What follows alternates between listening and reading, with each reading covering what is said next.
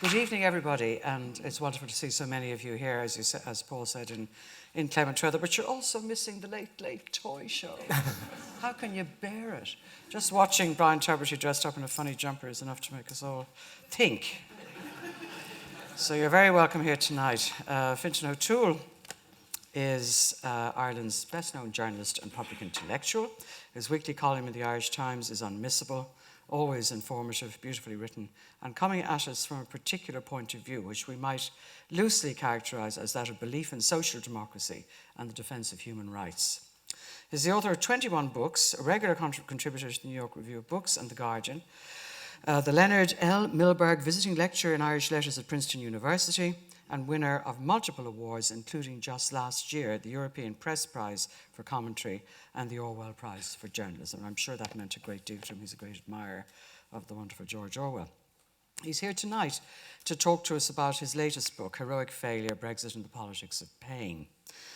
Just at the moment when we need measured, erudite, historically informed reflection on the unfolding chaos across the water, here it is. Fintan forensically analyses the forces and the personalities which have brought the UK through the ever more powerful lens of Englishness. It's one of the most interesting things about the book, the degree to which Englishness has become important to people, to an untenable situation, fueled by fake nostalgia for a non-existent golden age and real resentment at not doing well enough out of World War II while the villains prospered, which indeed they did. And fabulously mendacious politicians who, just like the current occupant of the White House, have no trouble making things up and whose followers don't seem to care that they do. It's much more enjoyable than it should be to watch a wonderfully smart Irishman putting ailing England on the psychiatrist's couch and diagnosing her neuroses, her paranoias, and her frightening ignorance. After centuries of us being caricatured by the kinds of people now getting themselves into a dangerous muddle, there's something delicious about turning the tables, and this time with no need for caricatures, and we all remember the Punch cartoons over the years. They've been very ably doing that themselves.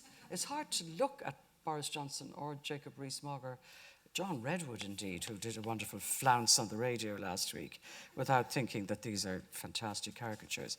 Let's remember Brendan Behan's satire in the English upper classes and marvel at how accurate it is today.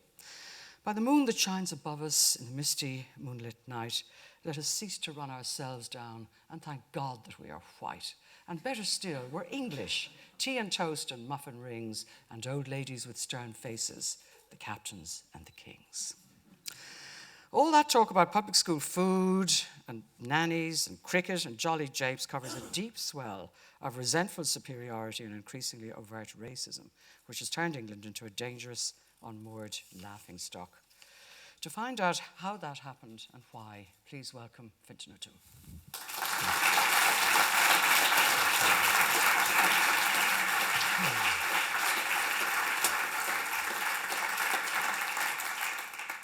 Good evening, everybody. It's lovely to see you. Thank you very much for coming. I was listening to, or actually I was reading Boris Johnson's resignation letter last July, when he did what has become the characteristic motion of the hard Brexiteers, which is the crab-like sideways crawl away from power and responsibility and back towards the comfort of the sidelines. And one of the things he said in his letter was that the dream is dying. And it just struck me to ask, what is the dream? It's an odd way to think about a live political project, which is supposed to have real groundings in economics and politics and law. And there was something maybe inadvertently truthful, it seemed, about Johnson talking about the dream. So I thought it would be worth maybe just trying to think about what I call English dream time. You know, what is the mentality that has led us to this extraordinary situation? It's a question, oddly enough, that most of the British media don't ask. I mean, they're understandably, in many ways, they're very much tied up in the process of Brexit. I mean, thinking about the mechanics of it, the who's fighting whom, the ins and outs, the negotiations, the votes. But oddly enough, not very much sort of standing back and saying, the WTF question. You know, how did this happen? How did we get here?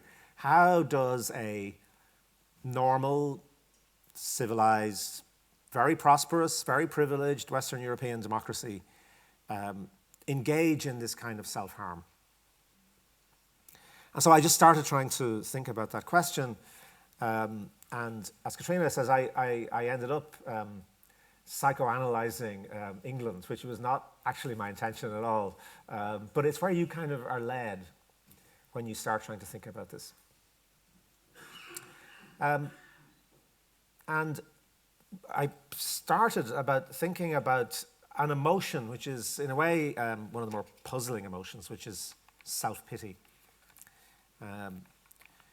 There are those who would say self-pity is not a respectable category for analysis, but I would proffer as a counter-argument the entire country and Western music industry, which would not exist otherwise. And I was just reading Herbert Spencer, who was a kind of pioneering theorist of psychology in the late 19th century, and he was puzzling over this emotion. He was kind of doing, analysis of different emotions.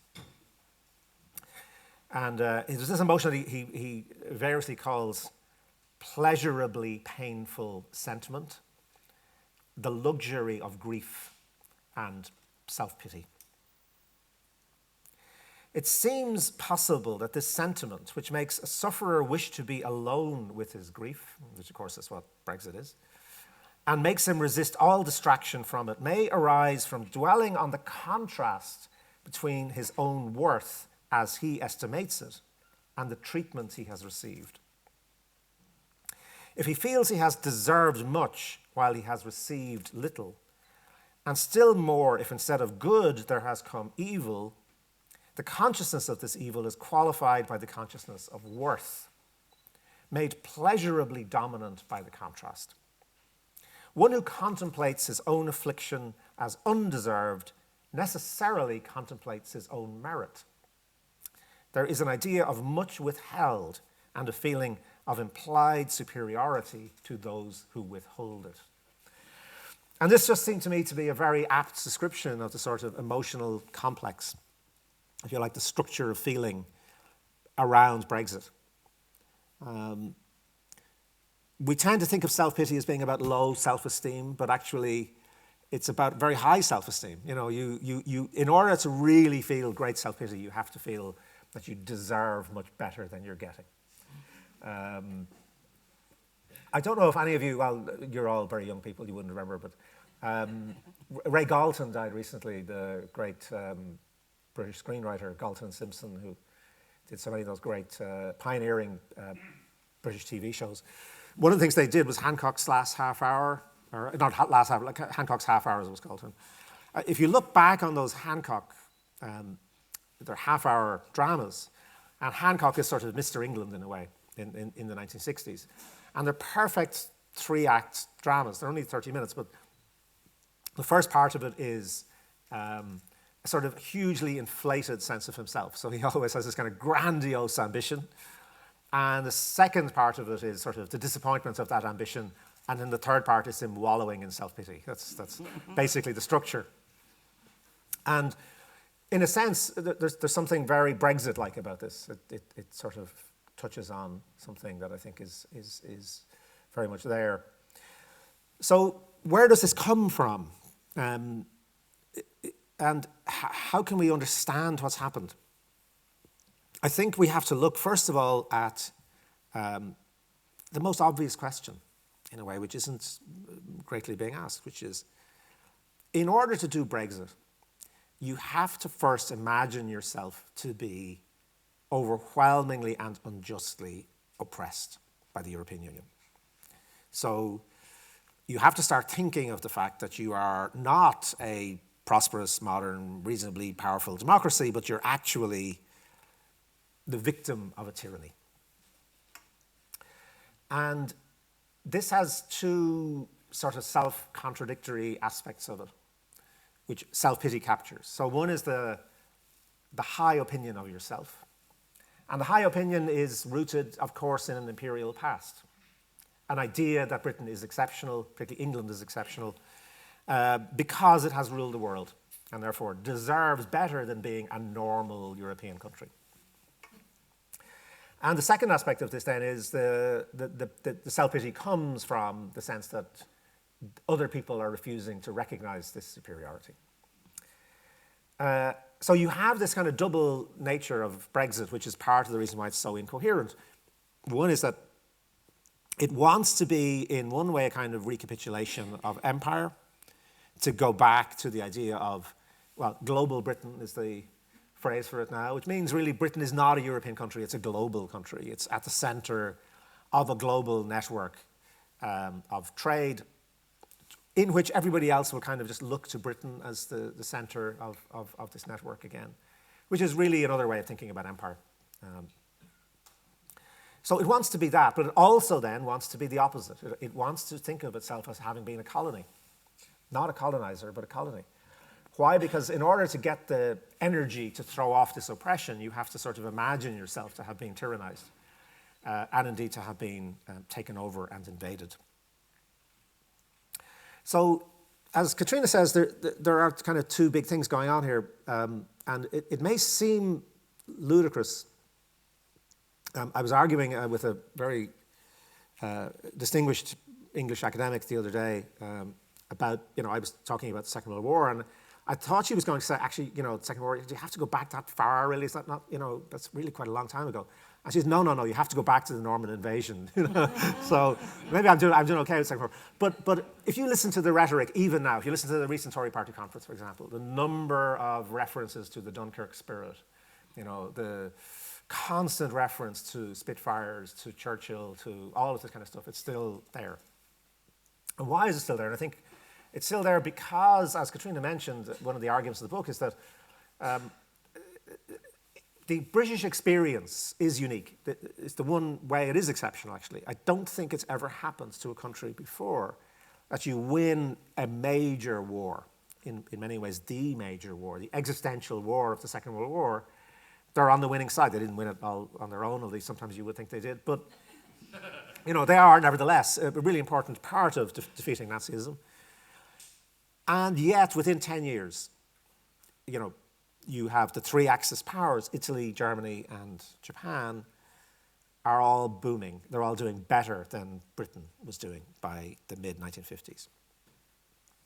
So the sense of a grudge, the sense of we didn't get what we deserved out of winning the war, means that in a way they're kind of stuck psychologically with it. They've never really got over winning the war.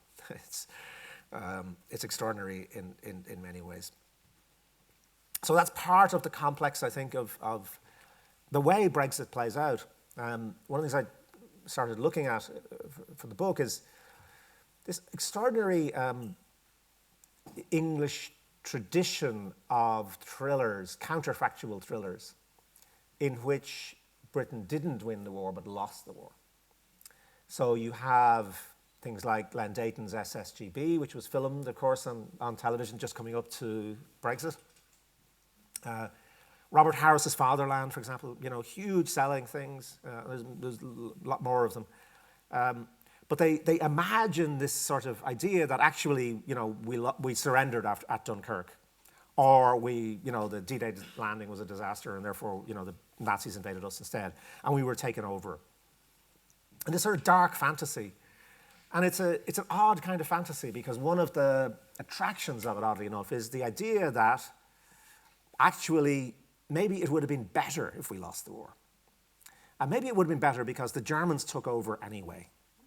The European Union is really just a German front. And so we beat the Germans, but then they reversed it. They took over. By sucking us into the European Union, it's a common market, they've actually taken us over. And in this kind of dark imagining, it's as if it's worse than the Nazis, actually, in a way, because at least with the Nazis, you could fight them. Nicholas Ridley, who was one of Margaret Thatcher's closest political friends and allies, and was Secretary of State for the Environment in her government, said in 1990, I'd rather go back to the war because at least we could fight them. At least we could resist. Whereas being taken over insidiously by the Germans through the European Union is much worse. So you have this kind of, that dark fantasy of invasion. And the other dark fantasy you have is this dark fantasy of, as I said, being colonized, which links in a lot with the rhetoric of anti-immigrant sentiment. Enoch Powell, who's a figure who's kind of not acknowledged, he's the ghost at the feast of Brexit. I mean, Powell is really the person who kind of puts all this stuff together very, very powerfully in the 1960s. But it's this idea that not only is the empire gone, but it's actually worse than that because the empire is coming to us. These black and brown people who used to be our subjects are coming to take us over. So you have this kind of strange psychology of victimhood. And it is, in a way, it's sort of fringe stuff. It's the sort of stuff that should have stayed just out there, in some kind of neurotic basement, without really kind of emerging into major political reality. Why does it emerge? One of the reasons it emerges is a sort of brilliance in giving substance to this sense of oppression. I don't know if you watch any of the news programs and you watch Vox Pops, they stop people. Even now, like even the last couple of weeks in the Midlands English channel, when they say, how did you vote? And they say, leave. Would you still vote leave? Yes. Why? The European Union is always interfering with us. It's this sense of interference. And you say, what is it? What exactly are you talking about? And of course, what they're talking about is fiction. It's the creation of a highly developed, incessant set of ideas around the fact that there are those people over there in Brussels and they are stopping you from doing really important things. What are the really important things? They're banning donkey rides on beaches. Well, no, they're not.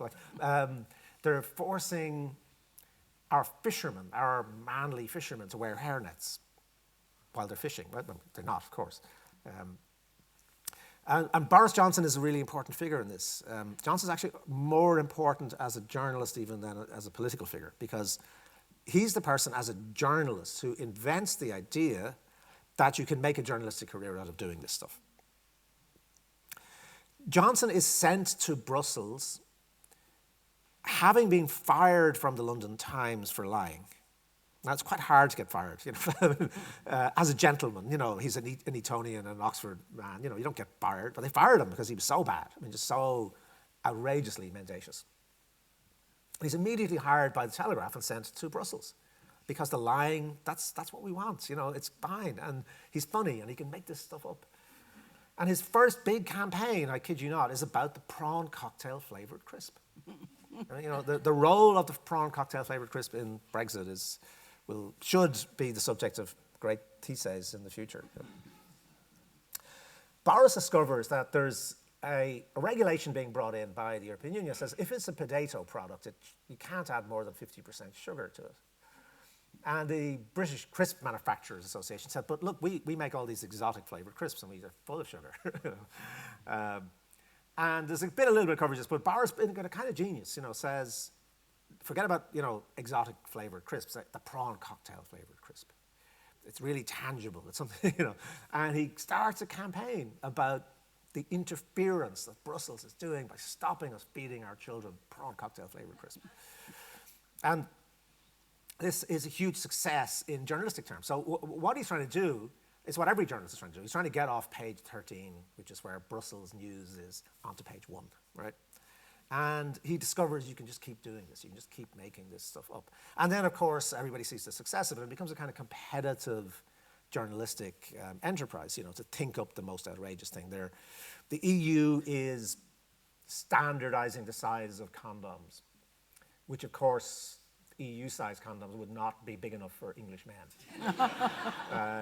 The EU is banning, if you have a sex toy and you want to buy a new one, you've got to bring back the old one or they won't let you, There's some EU regulation about recycling of electronic products, right? So, it's kind of brilliant in a way. But it's actually, one of the strange things about it is that it's very camp. It's really like a sort of music hall sketch. Or even at its most extreme, it's like Monty Python, where you take something tiny and you blow it up and you exaggerate it into this example of how your democracy, your sovereignty, your freedom, your very national identity is being challenged by all of these kind of things. And the strange thing about it is that it's very knowing. You know, by camp I mean that it's all in quotation marks. You know, I mean, everybody knows it's not true. You can still go into the shop and buy a packet of prawn cocktail flavoured crisps. You can still see the donkey rides on the beach. You know the fishermen aren't wearing hairnets. You know, it's a sort of strange interference with people's sense of reality. It creates this kind of third space between reality and fiction. And one of the interesting things about it, I should finish off soon. And No, you're good. You've got we'll at least 5 minutes. So one of the interesting things about it is that it sort of why does it work so well? And it works so well because it takes something that's very deep in the English psyche and it twists it. And the thing that's really deep in the English psyche is heroic failure. George Orwell, whom Katrina mentioned, pointed this out in 1940 or 1941. There's a great essay about this, saying, isn't it weird that all of the poems that English school children know about their history are all about screw-ups, all about, failures? And he was writing this in the context of Dunkirk, the sort of mystery. I mean, Churchill, for example, couldn't get his head around the fact that people were valorizing Dunkirk. He said wars aren't won by retreats, and evacuations. How come this has become such a sort of moment of heroism? And of course, it's moments of heroism because it fits in with a whole kind of history of taking failure and making it heroic. In a way, this goes back to, obviously, to Scott of the Antarctic, for example, the charge of the Light Brigade, Gordon of Khartoum, all of these kind of figures. And, of course, Dunkirk very much plays into that as well. But heroic failure is very, very interesting because it's the sort of thing you can only do as a sort of national pastime if you're actually very powerful. No nation is going to celebrate its screw-ups if it's not actually running the world, right? Because the screw-up becomes kind of attractive in that sense. Because what you can say then is, we suffered too.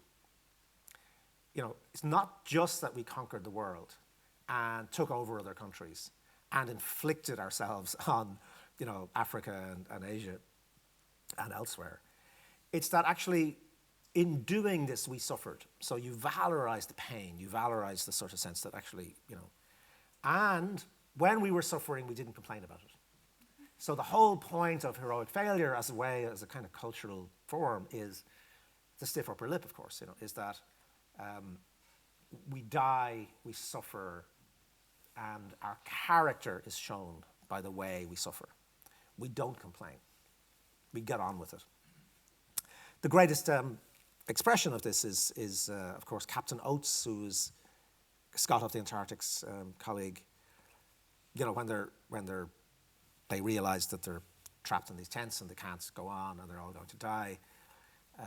And Oates walks out and he says, I am going out now and I may be some time. It's that sort of understatement. And what happens with the sort of Brexit mentality is it takes all that stuff about pain and suffering and valorizing the pain and suffering, saying this is a good thing because it's where we show our real English character. But it lets in the very thing that heroic failure traditionally kept out, which was self-pity. So it now turns it into, instead of playing down all the suffering, it turns it right around and makes it into an absolutely kind of camping up of our pain, our suffering, our victimhood. I was thinking in the book about camp, and the greatest expression of English camp was an actor called Ernest Heisiger, who was actually in some of those camp classics. He's in The Bride of Frankenstein and some, all those kind of movies from the 1930s. But he fought in the First World War, and he was at I think it was Ypres, one of those really, really horrendous battles, and he was wounded, and he was seconded home, and he was at a dinner party in London, and somebody says to him, "Oh, Wilfred, what was Ernest? Sorry, Ernest, what was the Battle of Ypres like?" And he said, oh my dear, the noise, the people. And it's sort of brilliant. You know, it's a sort of, you take suffering and you play it down. You just play it down. You say, well, you know, I'm not going there. I'm not going into the self-pity. I'm not going into the horror of it. That's the English way, you know, is to sort of to pull back from it. But what the Brexit thing does is it just turns this completely on its head. So it makes tiny, tiny, tiny things feel like they're enormous and like they're absolutely outrageous and intolerable. But the whole point of this is it's a game. It's a sort of performance. And its irony is that it can only work so long as you're in the European Union. Because otherwise, who else have you got to be oppressed by? You know, if you need this invented oppression, if you need to feel that you're kind of suffering in this way, then your problem begins at the moment you win, because that all disappears. First of all, the scapegoating disappears. One of the huge attractions to this, of course, for a very reckless, irresponsible ruling class was that they were never to blame for anything. So if you project it all onto Brussels, you don't have to take responsibility for the rising inequality, for the poverty, for the bitter fracturing of British society. You don't have to take responsibility for any of that. It's all Brussels' fault. 3 minutes, Fintan. So the scapegoat's gone. But even more than that, in a way, Brexit becomes a kind of revolution that can't do what revolutions do. So I think it is an authentic national revolution in a sense. This is the English national revolution. It's very much driven by the rising English national consciousness. And we know about national revolutions. I mean, we've done them, you know. And they're always kind of full of heroism, and then you have to kind of compromise and deal with the realities. That's just the way. But at least a national revolution does something, right? So we set up a state, or, you know, you take the land from the aristocrats and you give it to the peasants, so you do something. The real problem for Brexit is, of course, that it cannot do anything, because so much of what it was predicated on is fictional.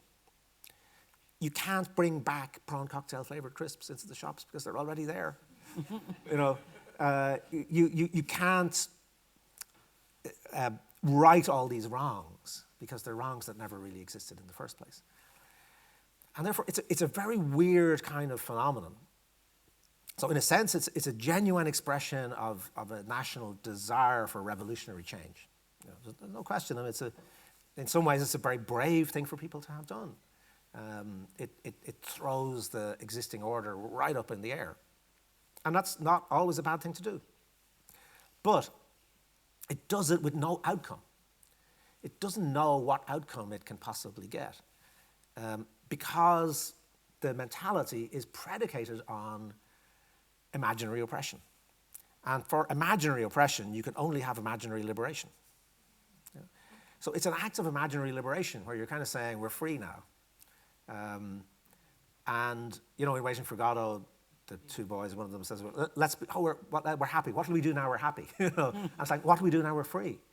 And of course, what's been obvious is that the Brexiteers are completely incapable of doing anything.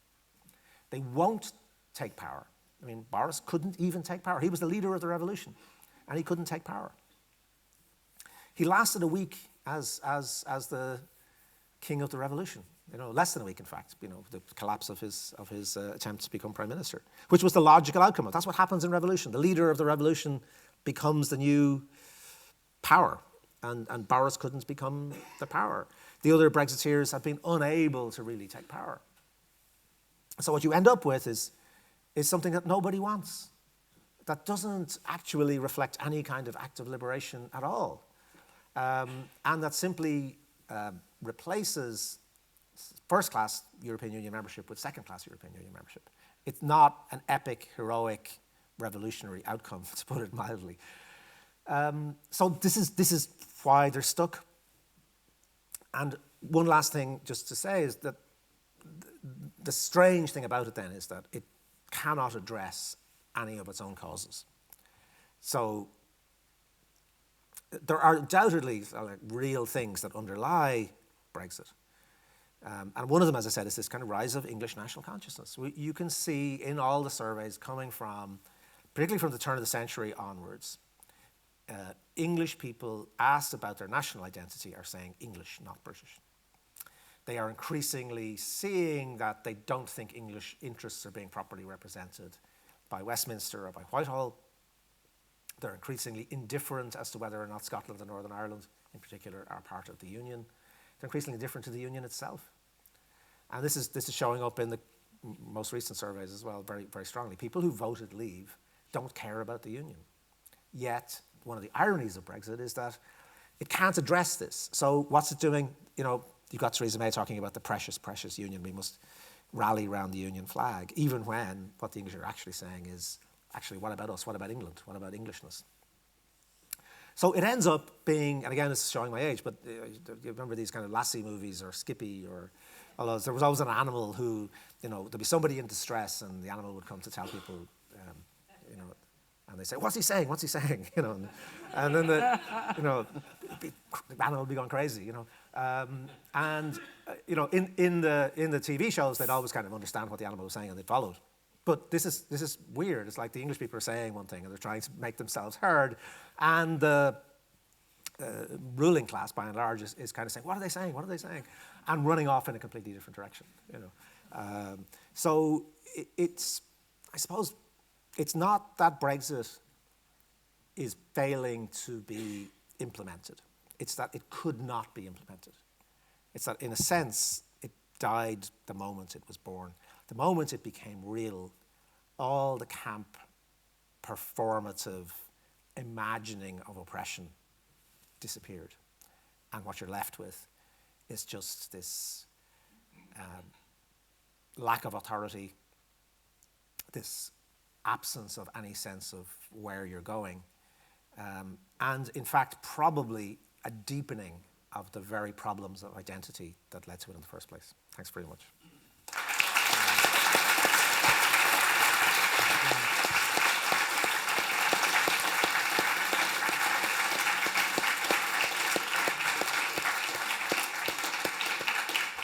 Well, that gave you a sense of what is in this wonderful book, and there's loads more. He does almost go back to the Norman invasion, but all the stuff about France is absolutely fabulous in the 14th century.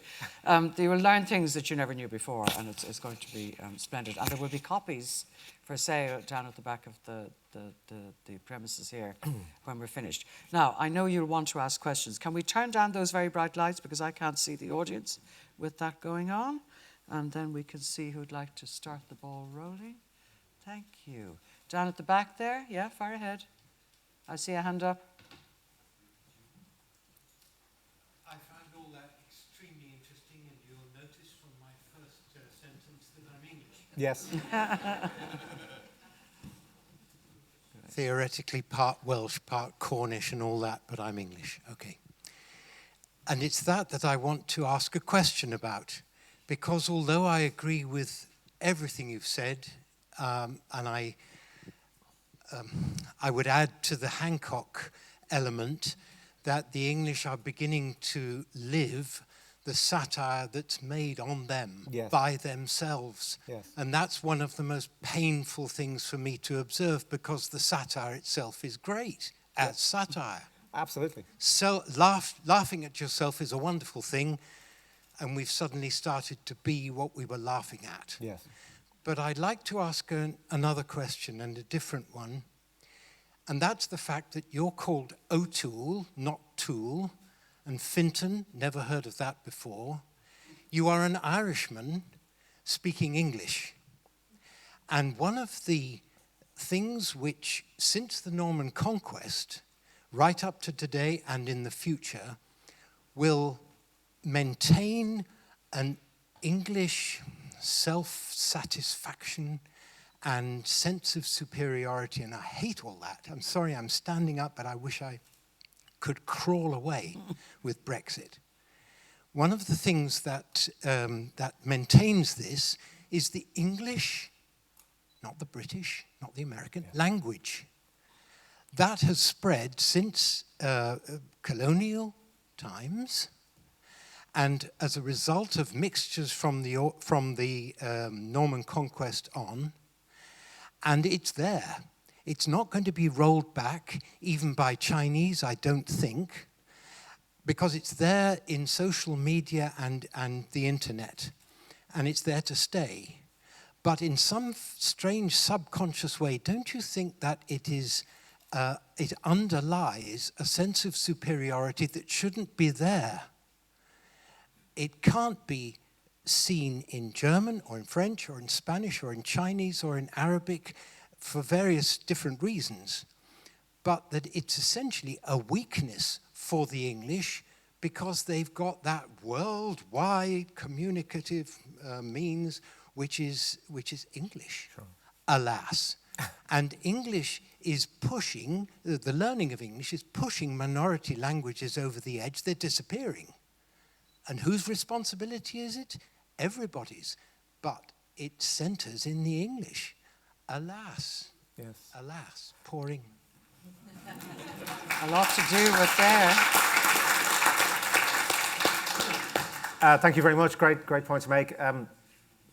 I think you're absolutely right about it. It's a misinterpretation, I think, isn't it, of the the idea that because you have this global language that it makes you somehow superior. And I know that's what you're saying, and I strongly agree with it. I think there are just two things to say about it. I mean, one is that I'm not at all skeptical about English identity or the legitimacy of a sense of English identity. If I were English, I would be very proud of being English. I mean, it's one of the great cultures of the world. The English language is absolute global treasure. The writing in it is an infinite resource for all of us. And there's a reason why we've kept speaking English. It's a very useful language to have, and it's a very beautiful language. And so I suppose it raises the question of why is there not more positive expression of English identity? I think this is one of the underlying problems where you see the emergence of a political community, of a sense of identity that is not being given a kind of positive expression. And therefore it gets a negative expression. And the other thing just to say about it is that the misunderstanding, I suppose, is that having the English language as a global language has any political significance. So I think for the Brexiteers, you're absolutely right. They see the fact that there is this English-speaking world as really a kind of synonym for the empire, a way of getting the old gang back together again. We'll do our trade deals with Trump's America, Canada, Australia, all the old English-speaking countries will somehow look to England again. And it's a complete misunderstanding that could have been very easily got rid of if you just looked at Ireland. We don't think of ourselves as English because we speak English, very simply. This, of course, it's an extraordinary thing. The whole basis of the Irish Revolution culturally, there are lots of political reasons for it, the cultural basis for it was we want to have a Gaelic-speaking Ireland, and we won't have an independent country unless we all speak Gaelic all the time. And it turned out to be wrong. Actually, we could speak English as well as Irish, of course, but we could remain with English as our major vernacular language and still be entirely independent, still think of ourselves as completely different. So this kind of confusion of language with politics, I think, is one of the problems there. Okay. Anyone else? Yes, I see a hand down at the back. Just down there, yeah. That. Make sure he gets the next one, because I think you were the first hand up down there. Yeah. Okay. Fintan, Hi. Your analysis is one of identity, and I think very good one. But speaking and using, say, the language as the pivotal point, English language, I think the Brexiteers are speaking an ideology, a language of ideology, and the Remainers are speaking an economic language. And I think therein lies the difficulty, and the press, unfortunately, are speaking on the identity element of this proposal and not about the economic realities and the necessities, etc. Yeah. In the same way that the how did it happen economic is also not being addressed. Why are we here today? And so, in a sense, this Brexit on the British part or on England's part seems to me to be evolving as maybe some sort of a media Brexit, but nothing to do with an entire country leaving an economic project. So I don't know. I wonder what you think about that. Mm-hmm. Thanks very much. It's a great point and beautifully made, I think. I completely agree with you about the one of the reasons why the Remain campaign failed was because it spoke only in economic terms. And in a sense, this is the underlying problem of British membership of the Common Market and then the European Union, which is that the Common Market was sold to the British as an economic necessity, with no attempt to sell it as a larger project. It's very interesting to look back on 1975 when there was a referendum. I mean, people talk about, you can't have a second referendum on this. Well, actually, the referendum in 2016 was a second referendum. They had an in-out once and for all referendum in 1975. And it was won by Remain by 2-1. And it's very interesting to look back on that. Harold Wilson, who actually in retrospect was one of the cleverest British politicians of the 20th century, the campaign that they ran didn't run away from the European project. It actually, the posters, you can look at posters and there's pictures of the battlefields in the Somme and saying, do we ever want to do this again? Mm-hmm. It actually spoke about war. It spoke about the horrors. It spoke about, the idea that the European project might be a larger ideological project in a sense. I mean, in a positive sense. There might be some ideas here. And the problem with Cameron, running his campaign was that there was no attempt at all to talk about the reasons why the European project might exist. It was simply saying it's in our economic interests to remain. Now, it is in their economic interests to remain, and I'm not saying for a moment that the economic arguments are not crucial, but the problem is that all the arguments about identity and belonging and all the ideas of some large epic thing were left to the Leavers. They were left to the Brexiteers.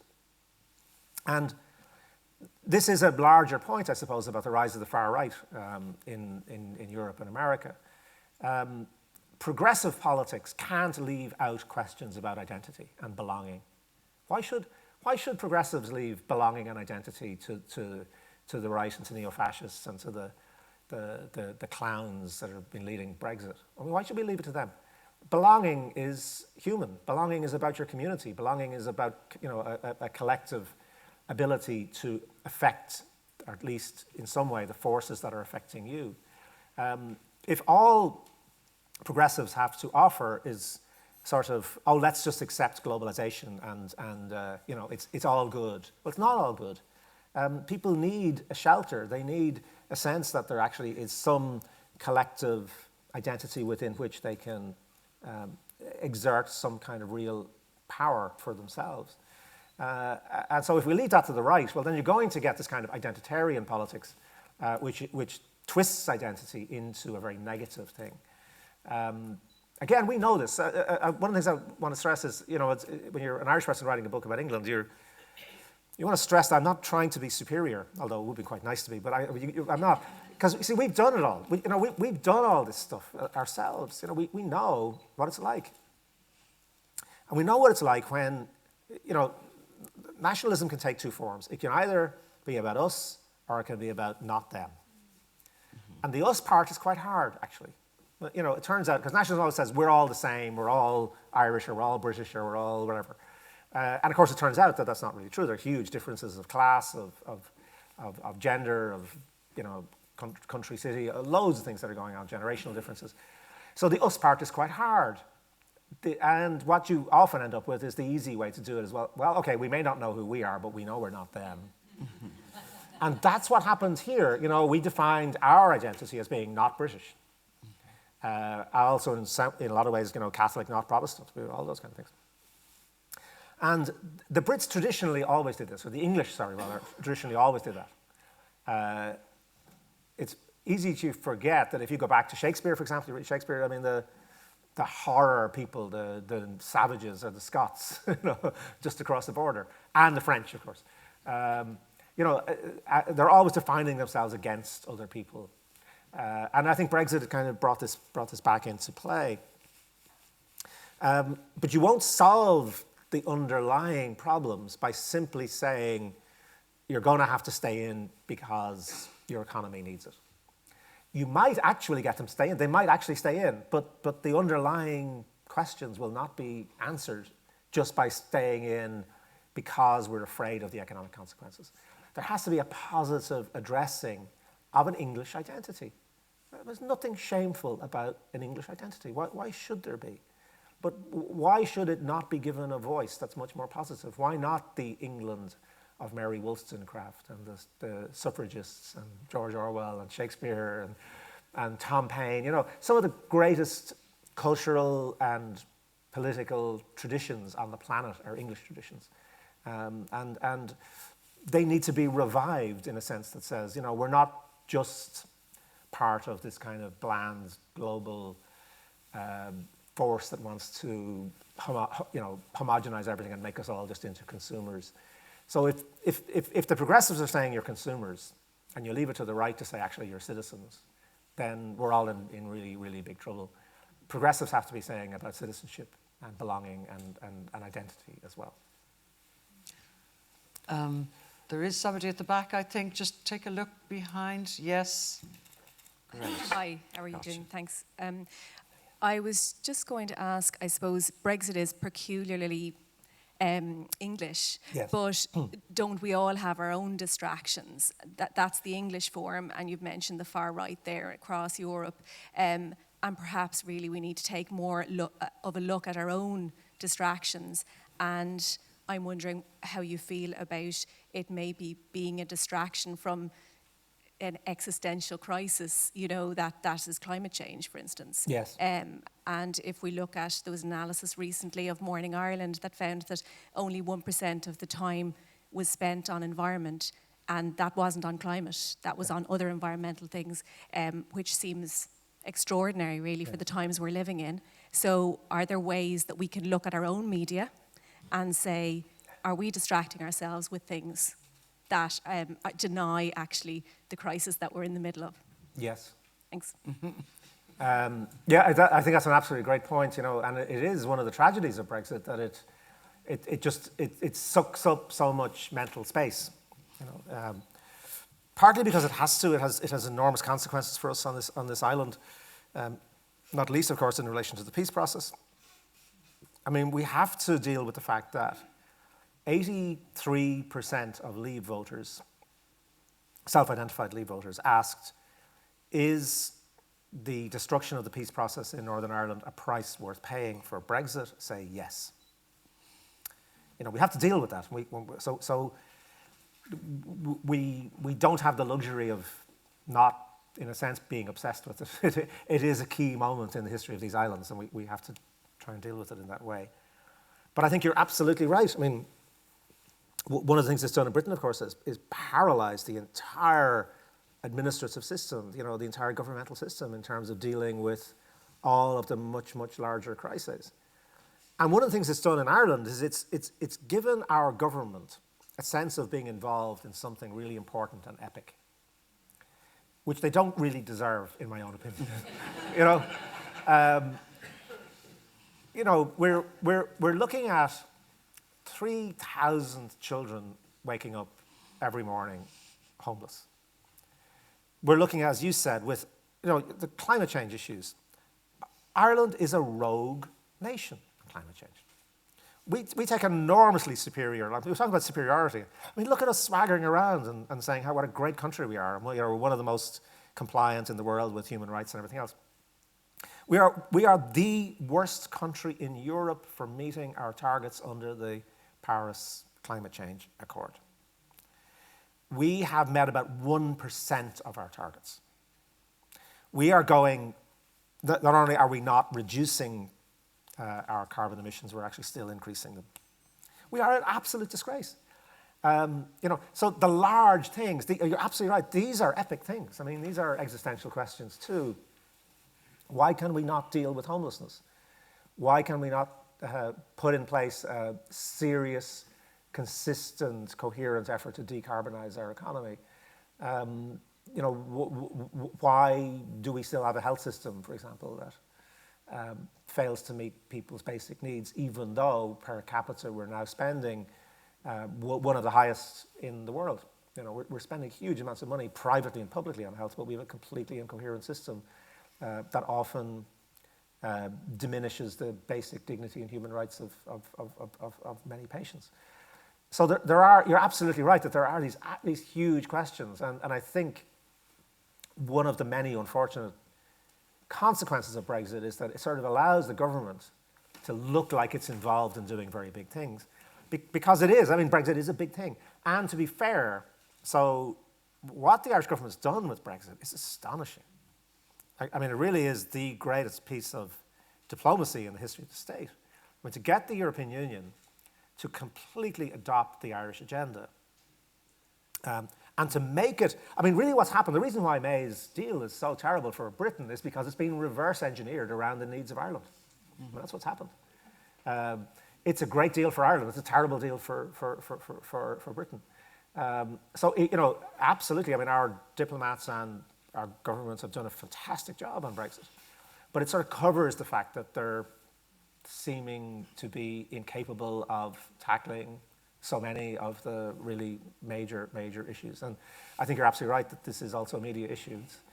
It's great to have the drama of something like Brexit. 3,000 children waking up every day ceases to be dramatic. Yeah. And it shouldn't. Too true.